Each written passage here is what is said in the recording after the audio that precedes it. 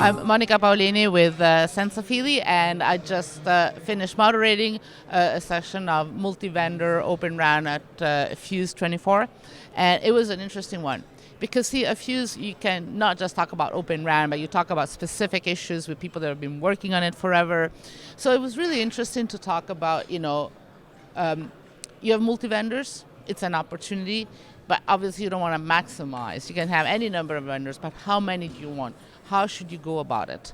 How should we think about it in a way? Because the more complexity you have, the more flexibility, but also more work. And so we had speakers that talk about, what is that you need to do from an integration point of view. You have all those vendors. How do you put them together? How do you make sure they work together? And that's where it's important to have a independent layer, which I guess in a way you can say, well, it adds a new vendor, right? Yes. But that's the issue, is how do you manage that? What is the trade-offs? And it is important because if you want to avoid lock-in, you have to have a way to manage all the different vendors out there. So we heard from AT&T and Vodafone what is their strategy, how they're going about it, and how this is evolving.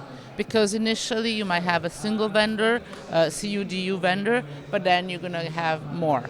But also you need to think about multi-vendor beyond CU and DU. And this is what Caroline Chen from Intel talked about, is it's a broader view of the whole ecosystem. And then the question is also, how do you, again, once you have that view, how do you put everybody together, and the role of having someone that helps you not only have the RAN more open, but to innovate along using Gen AI and all that. So that was, I found it to be a very interesting session, and I hope everybody did too.